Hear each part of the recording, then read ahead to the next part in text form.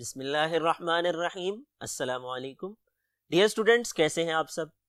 میں ہوں وقار ارشد، آپ کا بایولوجی ٹیچر۔ آج کا ٹاپک کیا ہے ڈسکس کرنے کے لیے؟ آئیے چلتے ہیں وائٹ بورڈ کی طرف۔ Dear students, recall your memory, previous lecture میں ہم ہیومن پاپولیشن گروتھ کو ڈسکس کر رہے تھے۔ انسانی آبادی کیا ہے، پاپولیشن کسے کہا جاتا ہے، اور آبادی میں اضافے سے کیا مراد ہے۔ ہم نے ڈسکس کیا کہ پاپولیشن کا مطلب اسپیشیز کا مل جل کے ایک جگہ پر اکٹھے رہنا ہے۔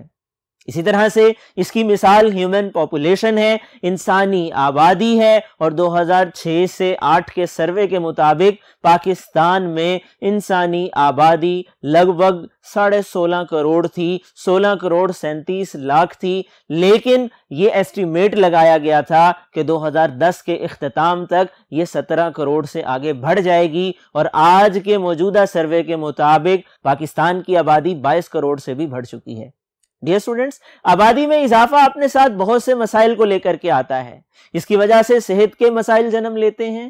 صحت کے مسائل کے ساتھ ساتھ تعلیمی سہولیات کا فقدان ہو جاتا ہے۔ تعلیمی سہولیات کی کمی کے ساتھ ساتھ جنگلات کا کٹاؤ بڑھتا ہے۔ جنگلات کے کٹاؤ کے ساتھ ساتھ موسمیاتی تبدیلیاں آتی ہیں۔ موسمیاتی تبدیلیوں کے ساتھ ساتھ بیماریاں اور صحت کے مسائل پیدا ہوتے ہیں، اور ان ایمپلائمنٹ بھی بڑھتی ہے، بے روزگاری میں بھی اضافہ ہوتا ہے، غربت میں بھی اضافہ ہوتا ہے، بچوں کی شرح اموات بڑھتی ہیں، خاص طور پہ نوزائیدہ بچے اس سے متاثر ہوتے ہیں۔ یہ تمام مسائل آبادی میں اضافے کے ساتھ جنم لیتے ہیں۔ ڈیئر اسٹوڈنٹس، ایک ٹرمینالوجی جو ہمارے علم میں ہونی چاہیے وہ یہ کہ اوور پاپولیشن کا مطلب یہ ہے کہ کسی علاقے میں رہنے اور بسنے والے جاندار اس حد سے آگے بڑھ جائیں کہ وہاں موجود وسائل ان کی ضروریات کو پورا کرنے کے لیے ناکافی ہو جائیں۔ ہم نے ڈسکس کیا کہ آبادی میں اضافے سے پیدا ہونے والے ان مسائل کو اگر ختم کرنا ہے تو اس کے لیے ضروری ہے کہ عوام میں آگاہی پھیلائی جائے۔ اس کے لیے ضروری ہے محکمہ بہبود آبادی حکومت پاکستان کا جو ایک محکمہ ہے وہ اپنے ضروری اقدامات اٹھائے، آبادی میں اضافے کی وجہ سے پیدا ہونے والے مسائل کو حل کرنے کے لیے عوام میں شعور پیدا کرے، اور اس کے ساتھ ساتھ وسائل کی منصفانہ تقسیم ممکن بنائے تاکہ صحت کے مسائل، تعلیم کے مسائل، روزگار کے مسائل، لباس کے مسائل، لوگوں کی رہائش کے مسائل، یہ تمام مسائل حل کیے جا سکیں اور انسانی فلاح و بہبود کو پاکستان کی ریاست کے اندر ممکن بنایا جا سکے۔ ڈیئر اسٹوڈنٹس، نیکسٹ ٹاپک کیا ہے آئیے دیکھتے ہیں۔ ایڈز۔ ابھی اس لفظ کا ہم پوسٹ مارٹم کرنے والے ہیں۔ ایڈز دراصل ایبریویشن ہے۔ کس کی ایبریویشن ہے آئیے دیکھتے ہیں۔ ایڈز 4 الفاظ کا مجموعہ ہے۔ پہلا ورڈ ہے اے، دوسرا آئی، تیسرا ڈی اور چوتھا S.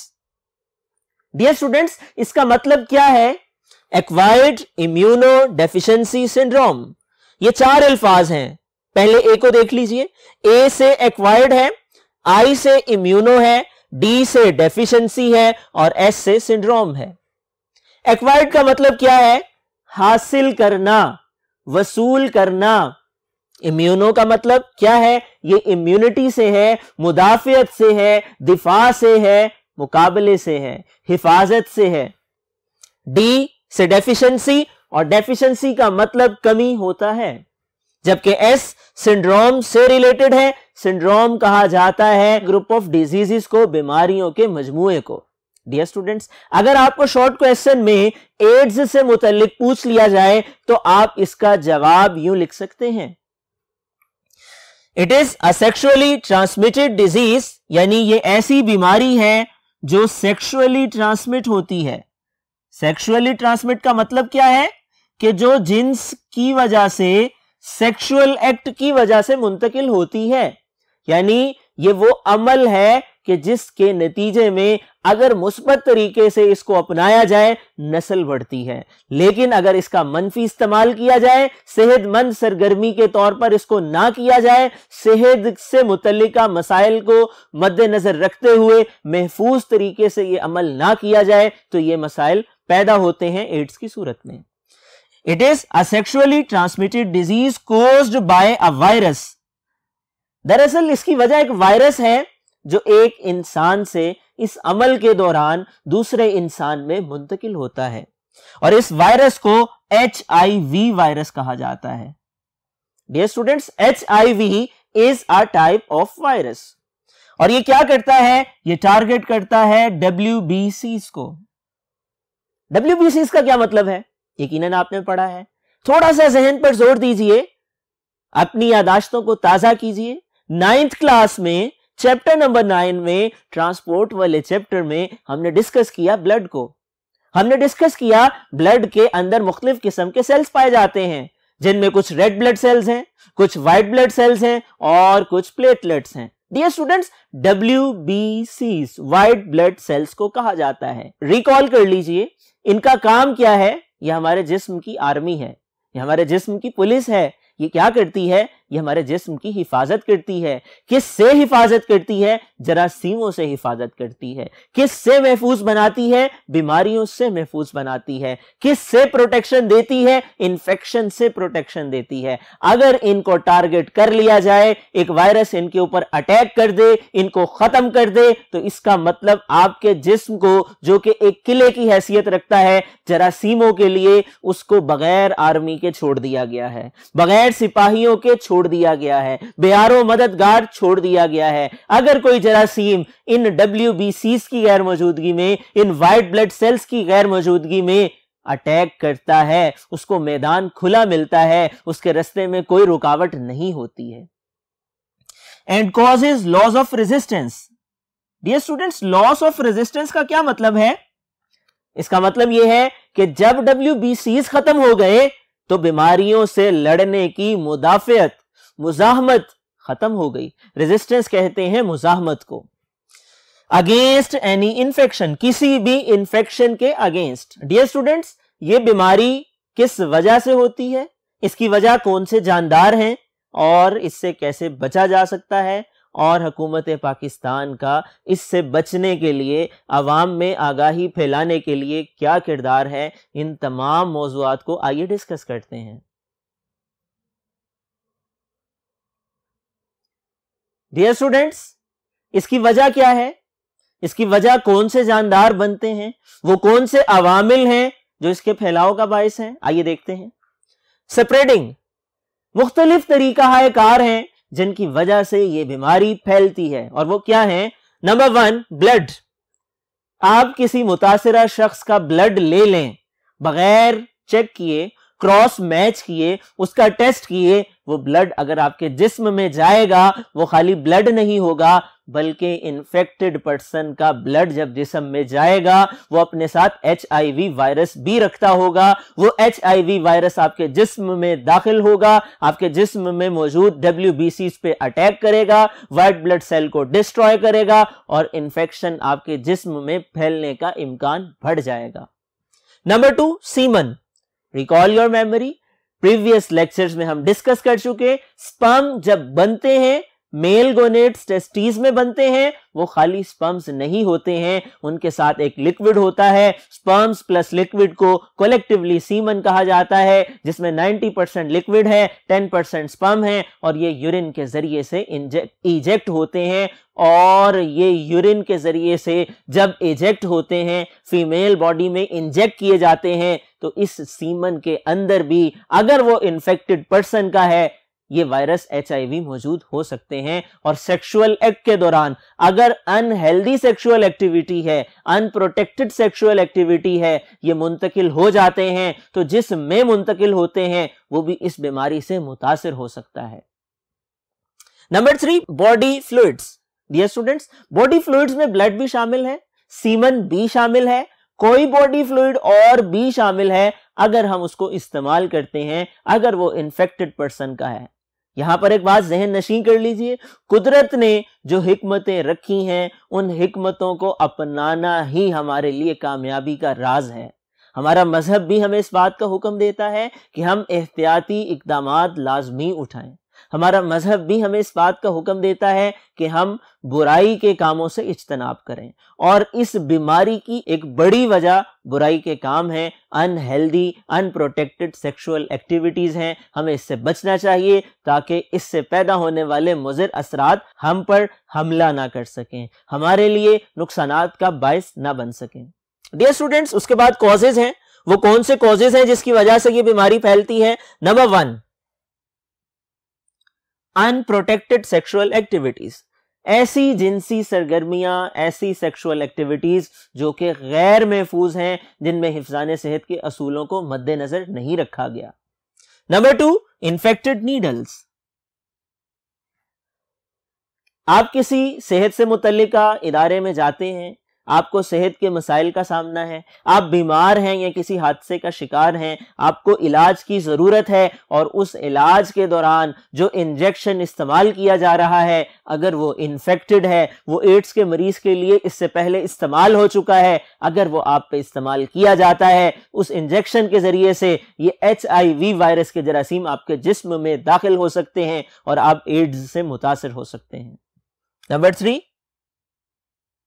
Transfusion of blood and blood products, خون اور خون سے متعلقہ اشیاء، ریڈ بلڈ سیل بھی شامل ہیں، وائٹ بلڈ سیلز بھی شامل، پلیٹلیٹس بھی شامل ہیں، اگر وہ متاثرہ شخص کی ایک صحت مند انسان کو ڈونیٹ کر دی جائیں تو وہ صحت مند انسان کو بھی اس بیماری سے متاثر کر سکتی ہیں۔ ڈیئر اسٹوڈنٹس، اس کے بعد کازنگ ایجنٹ ہیں۔ کازنگ ایجنٹ کون ہے؟ اس بیماری کی وجہ بننے والا جاندار کون ہے؟ وہ ہے ہیومن امیونو ڈیفیشنسی وائرس، جس کو HIV وائرس کہتے ہیں۔ H سے ہیومن ہے، I سے امیونو ہے، D سے ڈیفیشنسی ہے، ہیومن امیونو ڈیفیشنسی، اور V سے وائرس ہے۔ یہ ایسا وائرس ہے جو جسم میں، انسانوں کے جسم میں مدافعت کو ختم کر دیتا ہے، اس کی کمی پیدا کر دیتا ہے۔ اس کو HIV وائرس کا نام دیا جاتا ہے، اور یہ میجر ریزن ہے، اس بیماری کے پھیلاؤ کی بنیادی وجہ ہے۔ ڈیئر اسٹوڈنٹس، اس کے بعد NACP کو ڈسکس کر لیتے ہیں۔ یہ ایک ٹرمینالوجی ہے، NACP۔ NACP کیا ہے؟ حکومت پاکستان کا ایک پروجیکٹ ہے جس کا نام نیشنل ایڈز کنٹرول پروگرام ہے۔ اس کو وفاقی حکومت کے محکمہ صحت نے لانچ کیا، اور کب لانچ کیا؟ لانچ کیا گیا یہ 1987 میں۔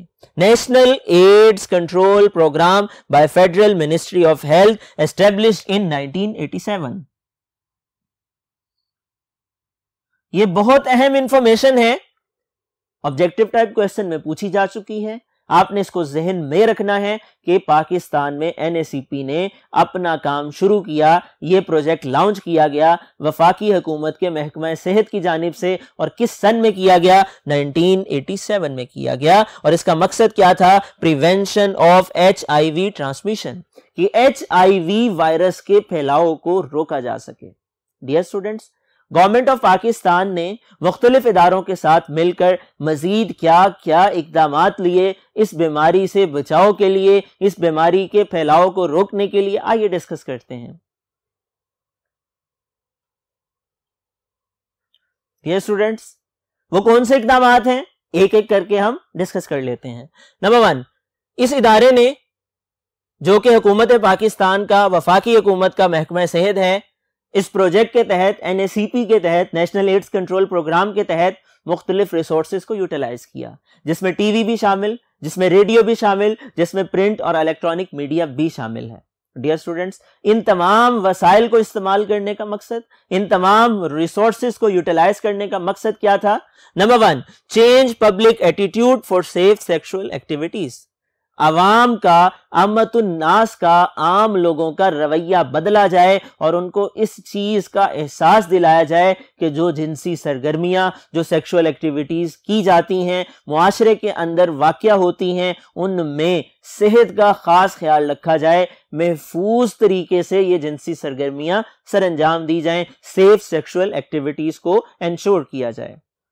Number 2، create demands for information about HIV، عام لوگوں کے بارے میں جو تاثر پایا جاتا ہے غیر ذمہ داری کا، اس تاثر کو ختم کرنے کے لیے انفارمیشن پھیلائی جائیں، اور لوگوں کو بتایا جائے کہ یہ کون سی بیماری ہے، یہ کس وجہ سے پھیلتی ہے، تاکہ لوگوں میں یہ احساس پیدا ہو کہ وہ اس بیماری کا علم حاصل کریں، اس بیماری کی وجہ بننے والے حالات سے اجتناب کریں، اور اس بیماری سے بچنے کے لیے تمام ممکنہ حفاظتی اقدامات کو بروئے کار لائیں۔ Number 3، improve attitude and behavior among health care workers، صحت سے متعلق جتنا عملہ ہے، ہیلتھ کیئر ورکرز ہیں، ان کے رویوں کو بھی بدلنے کی ضرورت ہے، ان کے اندر بھی شعور بیدار کرنے کی ضرورت ہے، ان کو بھی یہ بات بتلانے کی ضرورت ہے کہ اگر حفاظتی اقدامات نہیں اٹھائے گئے، اگر سیف ایکٹیویٹیز پرفارم نہیں کی گئیں، اگر متاثرہ شخص کو ٹریٹ کرتے ہوئے خیال نہیں رکھا گیا تو یہ بیماری ان میں بھی پھیل سکتی ہے۔ ان تمام حفاظتی اقدامات کو یقینی بنانا ان کی بھی ذمہ داری ہے، عام لوگوں کی بھی ذمہ داری ہے، تاکہ ایک محفوظ، ایک خوشحال اور صحت مند معاشرے کو ممکن بنایا جا سکے۔ ڈیئر اسٹوڈنٹس، یہ آج کا ہمارا ٹاپک تھا، اور ایڈز سے متعلق یہ ٹاپک شارٹ کویسچن کی فارم میں، لانگ کویسچن کی فارم میں اور ایم سی کیوز کی فارم میں مختلف سوالات کی صورت میں ایگزامینیشن میں پوچھا جا سکتا ہے۔ آپ نے ہر حوالے سے اس موضوع کو، اس لیکچر کو، اس ٹاپک کو تیار کر لینا ہے، تاکہ امتحانات میں اگر یہ سوال آ جائے یقینی طور پر آپ مکمل نمبر حاصل کرنے میں کامیاب ہو سکیں۔ ڈیئر اسٹوڈنٹس، ان تمام چیزوں کی ڈسکشن کے ختم ہونے کے بعد، ان تمام موضوعات کو ڈسکس کر لینے کے بعد مجھے اجازت دیجیے۔ اگلے لیکچر تک اپنا خیال رکھیے گا۔ اللہ حافظ۔